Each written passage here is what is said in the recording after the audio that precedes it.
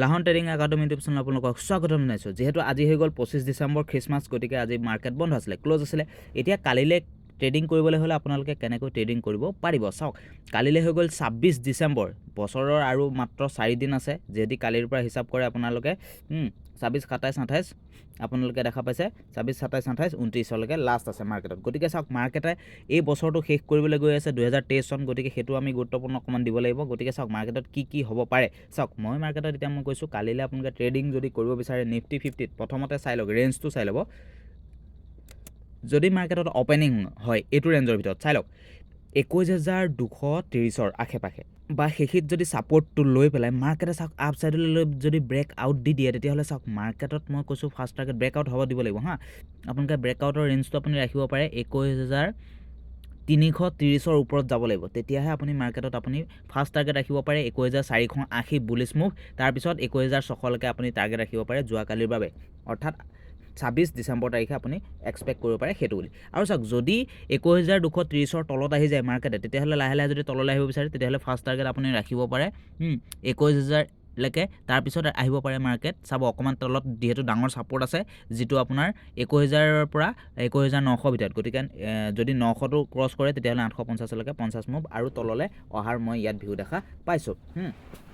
সেইটো মতে আপোনালোকে ট্ৰেড কৰিব পাৰিব নিফটি 50ত যদি গেপ ডাউন অপেনিং হয় হা। ঠিক আছে, এই ৰেঞ্জটো আপুনি প্ৰথমতে চাই ল'ব লাগিব 21,230ত কি কৰিছে মাৰ্কেটে, কাৰণ সেইখনৰ পৰা মাৰ্কেটে চাওক আবলৈও গৈছে, দুবাৰ মাৰ্কেটে তাৰ পৰা বুলিছ গৈছে। গতিকে এইবাৰ কি কৰিব সেইটো আমি চাব লাগিব ইয়াত। নিফটি 50ত চাওক, মই কৈছোঁ বাৰে প্ৰতি আপোনালোকক কালিলৈ যদি গেপ আপ অপেনিং হৈ যায় চাব 21,450ৰ ওপৰত আৰু 480ৰ আশে-পাশে যদি অপেনিং হয়, মাৰ্কেটে সেইখনতে অকণমান অতিবাহিত কৰিব লাগিব সময়। তাৰপিছতে মাৰ্কেটত আপুনি ফাৰ্ষ্ট টাৰ্গেট ল'ব পাৰে 21,600।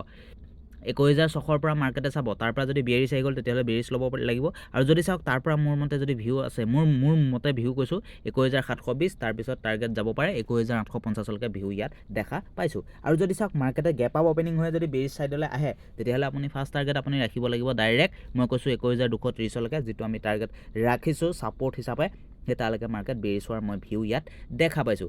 এইটো ৰেঞ্জ যিটো 21,400ৰ পৰা 21,300, এইটো এটা চাওক ৰেজিষ্টেঞ্চ আছে, অকণমান ডাঙৰে ৰেজিষ্টেঞ্চ আছে। গতিকে সেই ৰেজিষ্টেঞ্চটো আমি চাই পেলাই ট্ৰেড কৰিব লাগিব।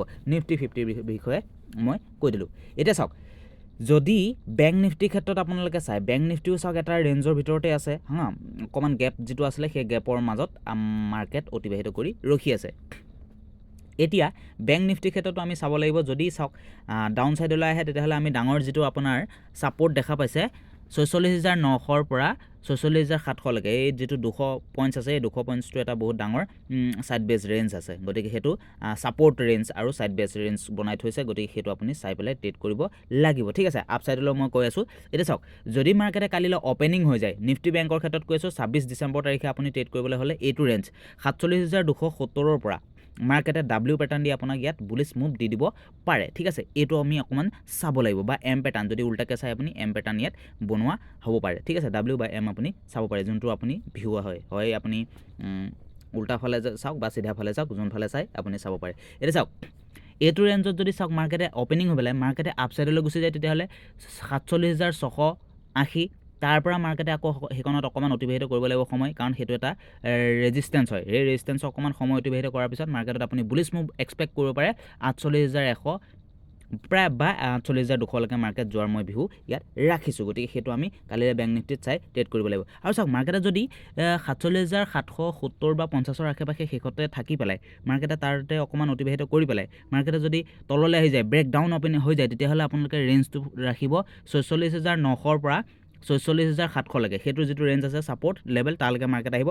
আৰু চাব, সেইখিত যদি মাৰ্কেটে ইউ টাইপ লৈ পেলাই ৰিভাৰ্চল আপ ছাইডলৈ গ'ল, যদি নাযায় তেতিয়াহ'লে মাৰ্কেটত আপুনি আকৌ বেৰিছ টাৰ্গেট ল'ব পাৰে অকণমান সৰু 46,490লৈকে। আৰু সেইটোও যদি তাত থাকিব নোৱাৰে ছাষ্টেইন কৰি, তেতিয়াহ'লে 46,000 ডাঙৰ মুভ, তাৰপিছত 45,000লৈকে আপুনি ল'ব পাৰে আপুনি ডাঙৰ মুভ। গতিকে সেইটো অকণমান চাই পেলাই ট্ৰেড কৰিব লাগিব আপোনালোকে। আৰু এটা কথা মই ইয়াতে কৈ দিছোঁ, এই আপোনাৰ নিফটি বেংকত যদি চাই আপোনালোকে ওপৰৰ যিটো ৰেজিষ্টেঞ্চ আছে, সেই ৰেজিষ্টেঞ্চ লেভেলটো হ'ল 48,000ৰ পৰা 48,000ৰ পৰা আপোনালোকে চাব 47,600 বা 47,700লৈকে মাৰ্কেটত সেইটো এটা ৰেজিষ্টেঞ্চ লেভেল। গতিকে সেইটো ব্ৰেকআউট কৰিলে আমি ডাঙৰ মুভ এটা এক্সপেক্ট কৰিব পাৰোঁ।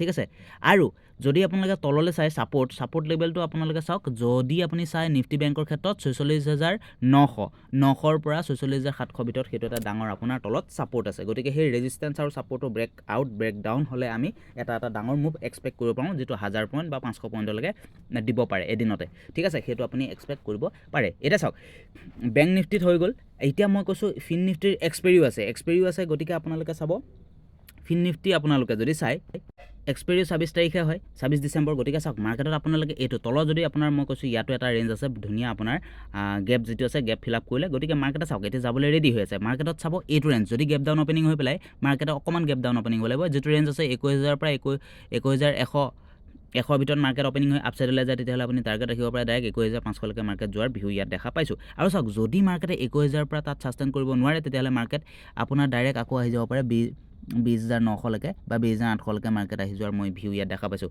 আৰু যদি সেইটো তাতো ছাষ্টেইন কৰিব নোৱাৰে তেতিয়া মাৰ্কেট অকণ বেছি মুভ বেৰিছ দিব পাৰে বেছিকৈ যিটো 20,500লৈকে মাৰ্কেট অহাৰো মই ইয়াত ভিউ দেখা পাইছোঁ গতিকে সেই আমাৰ যিটো ছাপোৰ্ট লেভেল আছে 20,000 পৰা 20,100 সেই ৰেঞ্জটো আমি চাব লাগিব আৰু চাওক মাৰ্কেটত কাইলৈ যদি ফিন নিফটিত যদি মাৰ্কেটে গেপ আপ অপেনিং হৈ পেলাই মাৰ্কেটত চাওক এইটো ৰেঞ্জ যদি ধৰি লওক 21,370 বা তাৰ ওপৰত যদি মাৰ্কেট গুচি যায় তেতিয়া লাহে লাহে মাৰ্কেটে এইটো ওচৰলৈ যাব 21,500লৈকে তাৰ পৰা মাৰ্কেটে আকৌ চাওক তাৰ পৰা যদি ওপৰলৈ গুচি গ'ল ধৰি লওক 21,500ৰ পৰা 21,560 পৰা যদি মাৰ্কেট আপছাইডলৈ গুচি গ'ল তেতিয়াহ'লে আপুনি মাৰ্কেটত বুলিছ এক্সপেক্ট কৰিব পাৰে যিটো আপোনাৰ 21,700লৈকে চাওক মাৰ্কেটত সদায় লেভেলছবিলাক আমি গুৰুত্ব দিব লাগিব মাৰ্কেটত যিমান যি নিউজ আহক সেইটো আমাৰ ইমান মেটাৰ নকৰে আমাৰ মেটাৰ কৰিব ৰেঞ্জবিলাক আৰু যিটো আমাৰ লেভেলছ আছে সেই লেভেলছৰ ওপৰত আমি ট্ৰেডসমূহ কৰিব লাগিব গতিকে আপোনালোকে মাৰ্কেটত নিউট্ৰেল হৈ বহক কালিলৈ আৰু আপোনালোকে ইয়াত ভালকৈ ট্ৰেড কৰক আৰু আপোনালোকৰ চাওক সময় আপোনালোকে দিয়ক মাৰ্কেটত ৰেঞ্জ বনাব দিয়ক কি হৈছে সেইটো চাই পেলাই মাৰ্কেটত ট্ৰেডসমূহ কৰক গতিকে আজিলৈ ভিডিঅ'টো ইমান আছিলে ধন্যবাদ